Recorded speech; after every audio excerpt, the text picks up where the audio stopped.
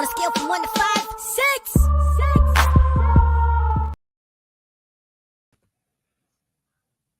What's up? What it is, what it do. Make sure y'all can hear me live, hear me clearly. Dog, it is your boy Alan saying the place to be. Happy Purple Friday to you. After 4 straight wins, yes, it's officially Purple Friday. But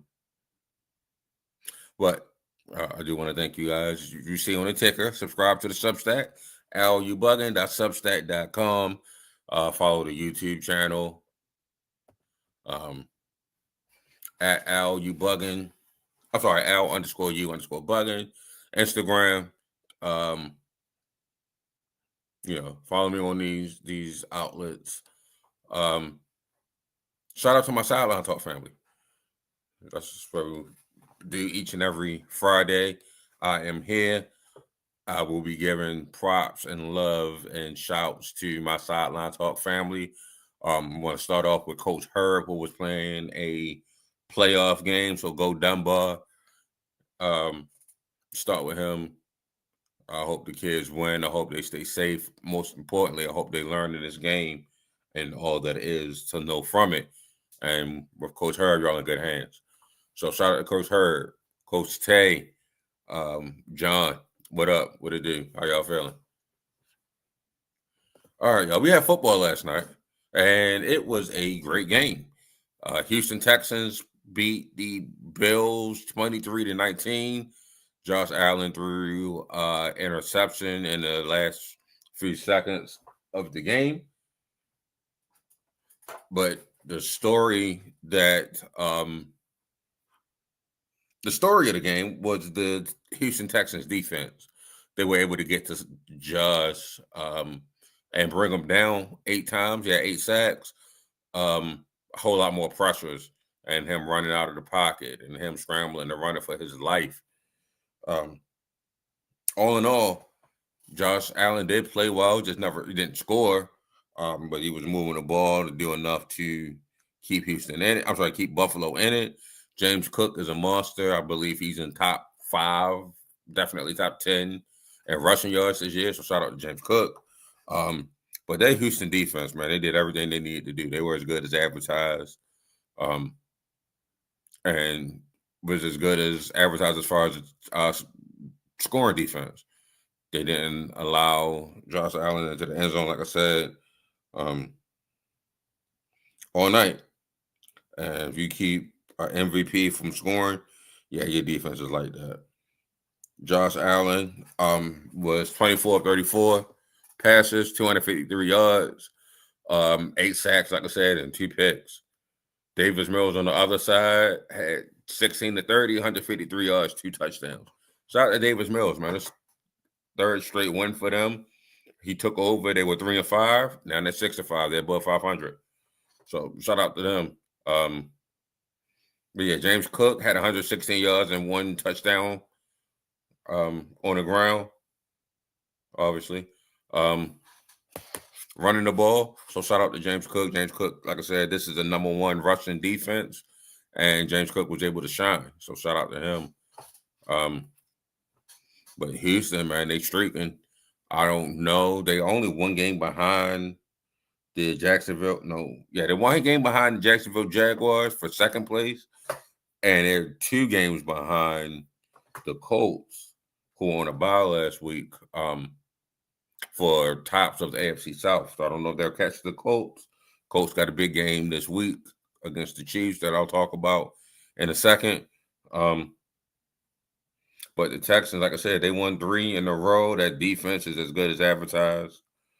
And Davis Mills, being the veteran coming in for C.J. Stroud and his injury, won 3 straight.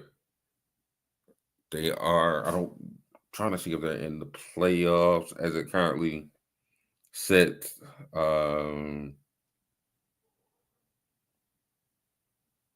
No, they're still 1 game behind. They're still 1 game behind the Chargers and the Bills for that last wild card spot.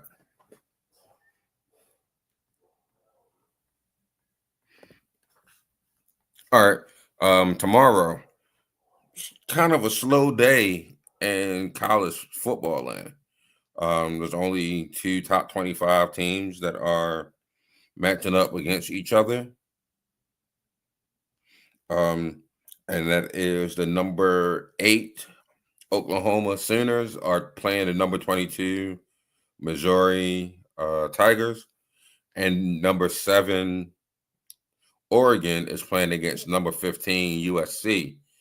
So Oregon USC is a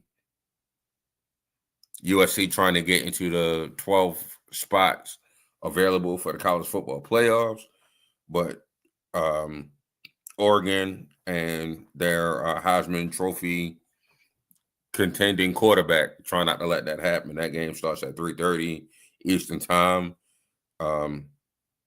I will be watching that one.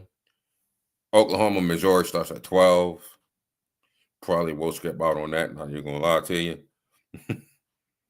But right now, in the current 12 playoff positions for college, you have Ohio State at number 1 undefeated.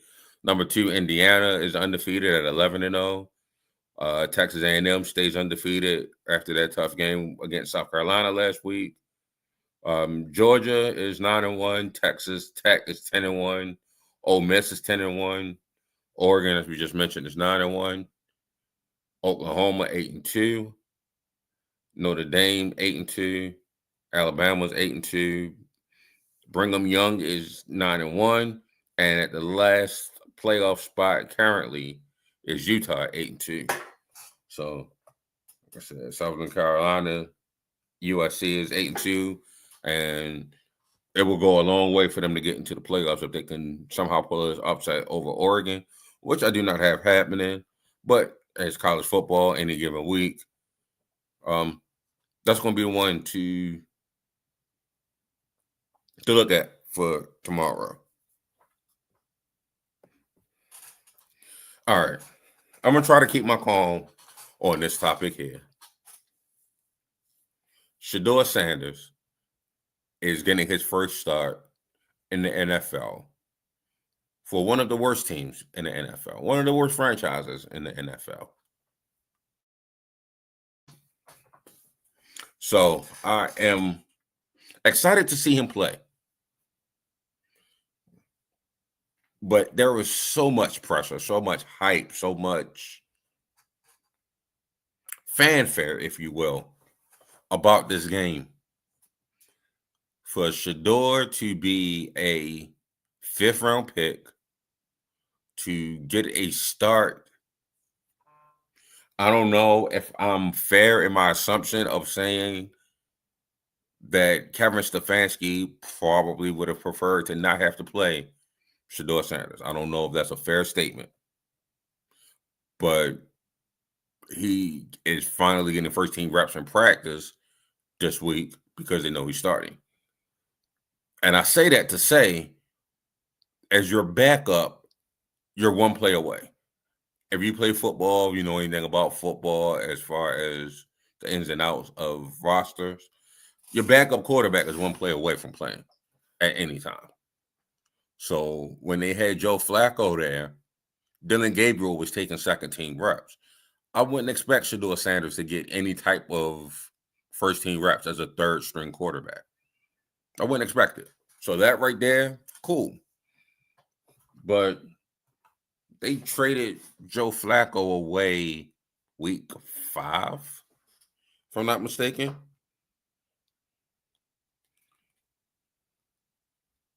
And yes, they traded Joe Flacco to the Cincinnati Bengals in October. It's damn near the end of November. And that whole month's time, one quarterback and one quarterback only was taking reps. I don't think you had plans to play Shedeur at any point in time, and you were hoping that you didn't have to. Because just like when Dylan Gabriel was the backup, you knew he was a rookie. You knew he had to get ready in case old man Joe Flacco didn't last the full season. So I don't understand why you have a guy that you don't view as good as Dylan Gabriel, not taking backup reps in case he had to go. So I believe this game, fairly and unfairly, is going to be. Maybe I shouldn't say the word fairly because that might be triggering. Not everything is fair. Nothing in life is going to be fair. Not everything in life is going to be fair. So maybe fair is not the right word. But I think it would be foolhardy to put a lot of stock into this game, good or bad. And I hope Shedeur Sanders goes out there, plays amazing balls out, goes crazy. I don't know if that's going to change any type of perception for anyone who wants to see this kid fail. I don't know if that's going to change any perception for Kevin Stefanski, who hopes to keep his job next year in Cleveland. But just in case it does, I hope Shedeur Sanders goes out there and ball. And again, if he does ball, that does not mean that we were right in saying that he should have been the starter over Dylan Gabriel. If he doesn't, it doesn't mean that this kid is a bust and shouldn't be in the NFL. It means that he's a rookie on his first start. That's all that means. And we didn't throw JJ McCarthy away for his game-losing interception the first week against Chicago.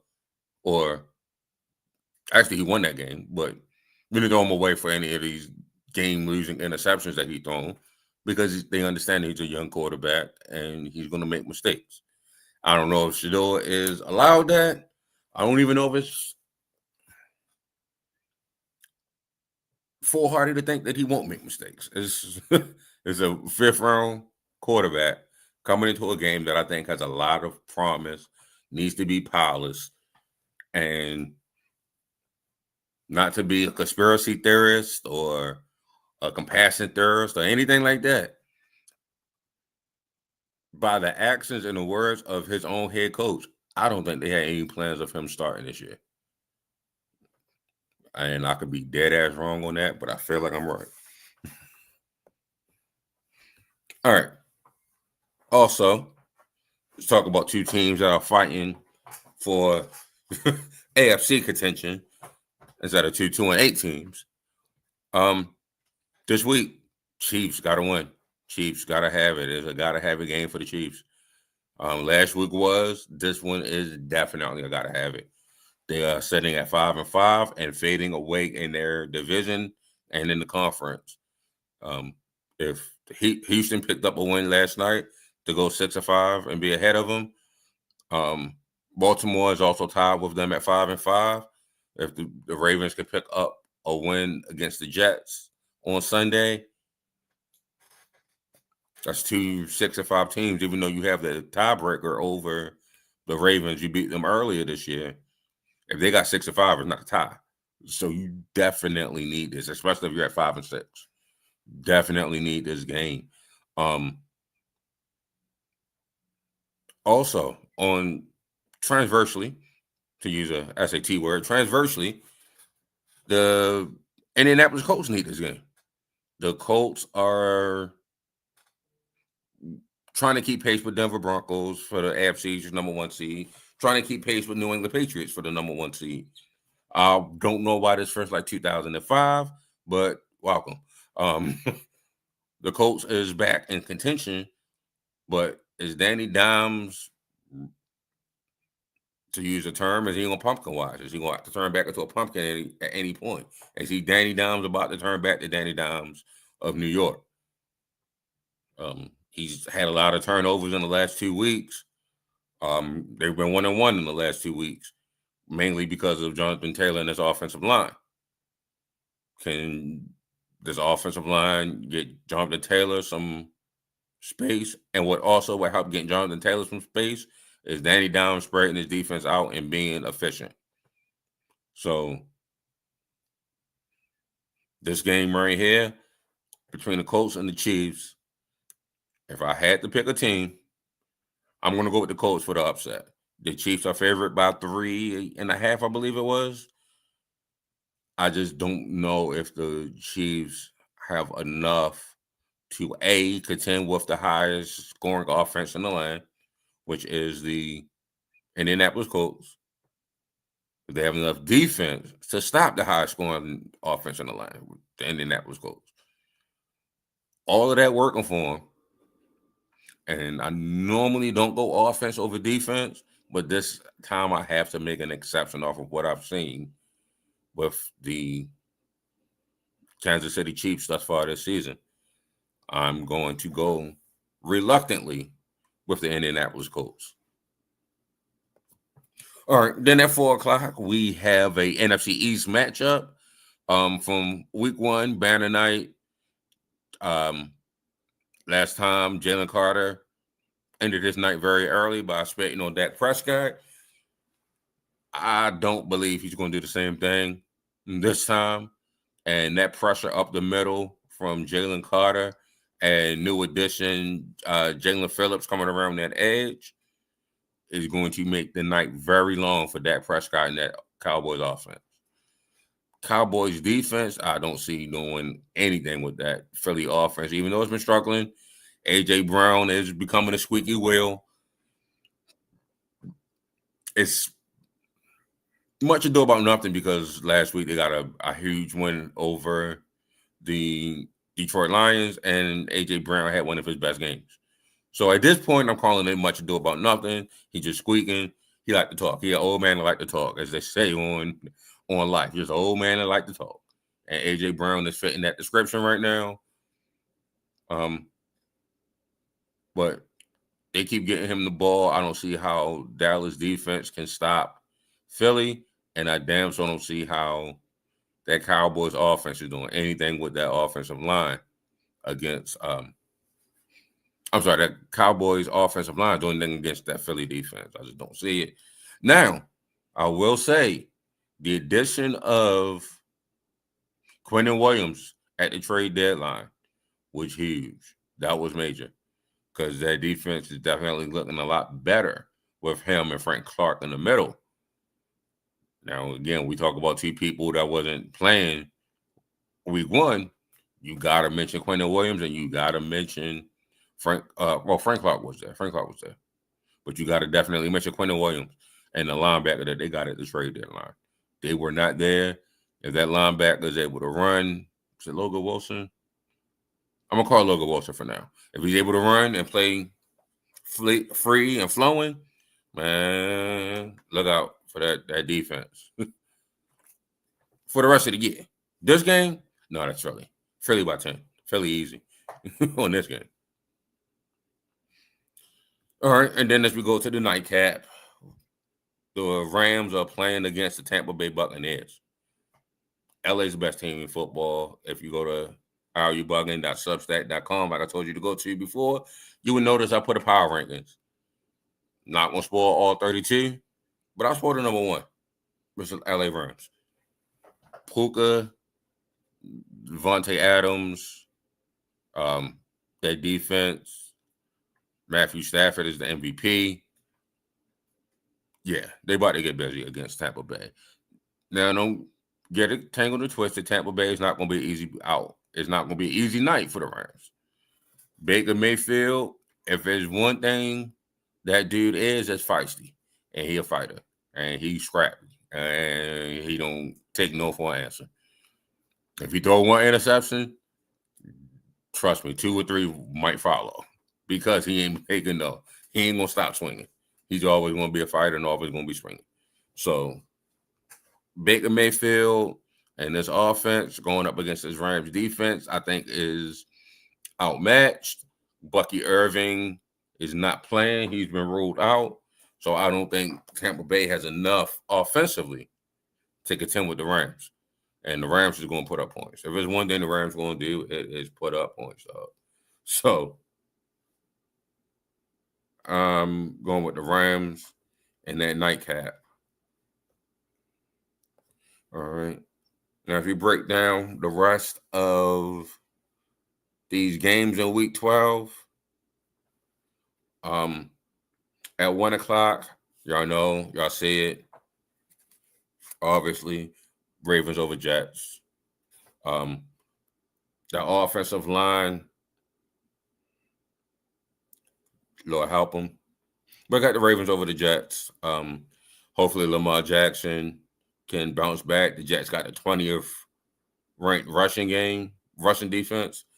And if it's one thing that the Ravens like to do is run the ball, I expect Derrick Henry to have a big game. Also, 1 o'clock, Chicago Bears is playing against the Pittsburgh Steelers. Aaron Rodgers is out, I believe. Aaron Rodgers has been ruled out. Oh, no, he hasn't been. But I don't think it matters. I'm going with Chicago on that one. They are streaking. They've won 7 of their last 8 games. So I'm going with Chicago on that one. New England Patriots taking on Cincinnati Bengals. Cincinnati Bengals will be without Jamar Chase, but they might have Joe Burrow back. I don't think it matters. New England Patriots over the Bengals. Detroit Lions is taking on the Giants. Giants are struggling. Detroit Lions are fighting for the first place in the NFC. So I think we all know how that one's going to go. Detroit big.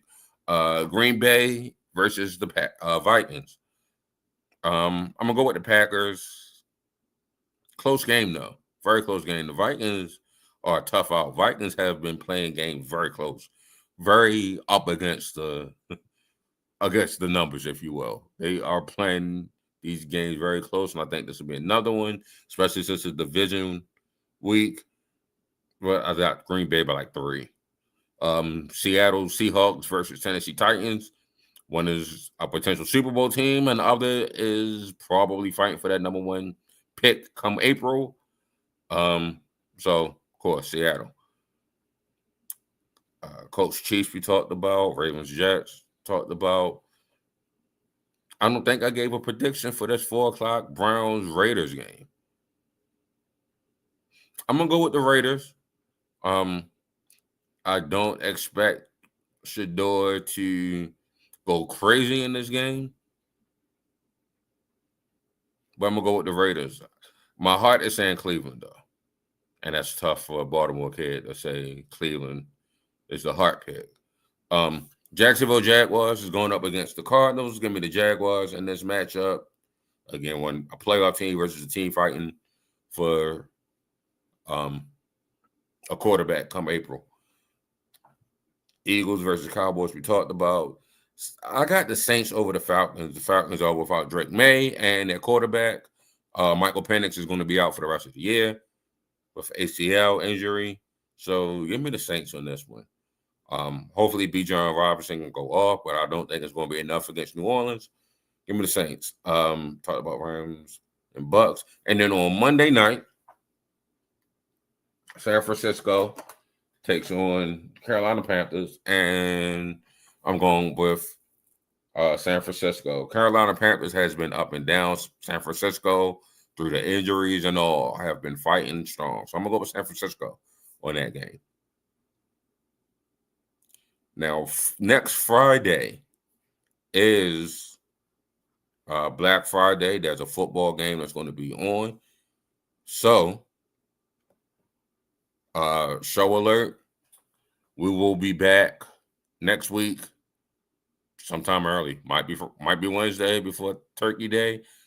Might be after I'm full off of turkey stuffing and dressing and sweet potato pies. So we know. I don't know, but I'll come back to y'all next week. Y'all see the logo. Follow Al You Bugging. Not the logo. Excuse me. Y'all see the ticker. Follow Al You Bugging on Instagram and YouTube at Al_you_bugging. And also subscribe to the Substack at alubugging.substack.com. Also, go to athleticallychallengethemag.com. Some articles on there that I've written.